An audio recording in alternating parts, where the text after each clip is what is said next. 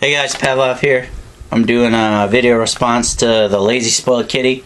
He is show off that G10 video. So here's all my G10 right here. We'll start with the Skyline, Kershaw Skyline.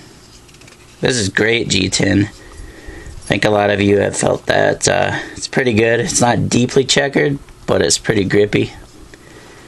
That knife has a story. He lost it coming home from work one day.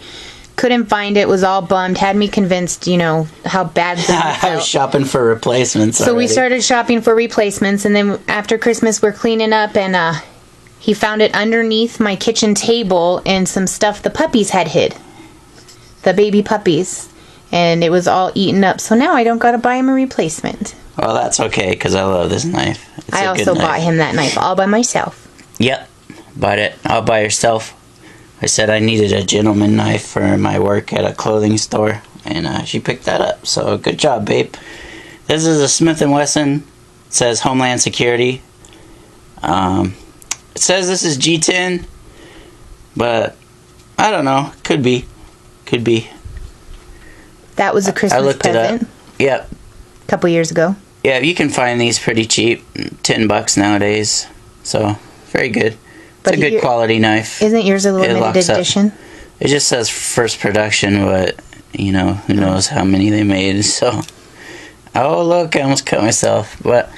Wouldn't be first. This is a Smith & Wesson also. It's Smith & Wesson Extreme Ops Hawkbill. And I'm going to call bullshit, because they say this is G10, these inlays, and it doesn't even feel like Zytel. It feels like some cheap-ass plastic, so bullshit. That is not G10. But, you know, everywhere that you find this for sale, it says it's G10. But it's not, so don't be fooled. He almost amputated his thumb a couple of times with this bad boy. You know, otherwise, this is a good knife. It locks up nice and solid. Some of the Smith & Wessons you have to be careful with, but this one is a good one. Yeah, when I first got it, I opened it up like this, and my thumb slid off and slid right up there. Very first open. Yeah, the very first open. I got it out of the package, opened it, and cut my thumb open. This is a Bird Flight G10. The G10 on this, it's decent. It's cheaper than the Skyline, kind of. Feels more like plastic, but you know, the sides aren't as rounded off. Feels kind of squarish. So this is alright G10. Bird makes a good G10. Here, check out this lock up here on this. It's a lockback. You can barely see the seam on there. Hold still. You see the seam between the blade and the lock bar? Sorry, honey, I can't get it. I can't get close enough, it won't focus. We'll just... Stand still. There you go. So you can barely see the gap there. And let me... There, see? The gap's right there. You can barely see it. That's pretty damn good quality, I think. So that's the Bird Flight G10. This is a Smith & Wesson again. Homeland Sheep's Foot, I think. Oh, that's the one I missed on eBay the first time for a really good deal. Yeah. So these are about $10 to you, but this is G10. It's a really thick G10. They didn't round off the corners at all, but it is thick G10, and the grip's pretty good on this one.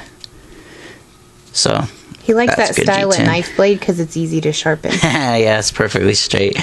Here's this G10's actually in the name of this knife. It's called like Smith & Wesson Green G10. And the G10 on this, it's really grippy. It feels great, but they didn't finish it very well. See, it's all roughly cut in the circles. You can see it's all white from them cutting it and not grinding it. I don't like it. It feels like they didn't finish it. Yeah, so it's really like gritty and sandy in your hand feeling. But it is pretty grippy, so it's good quality G10. They just need to finish it. So, alright guys, that's all my G10. I know it's like mostly Smith & Wessons, but that's what I got so far. Bye.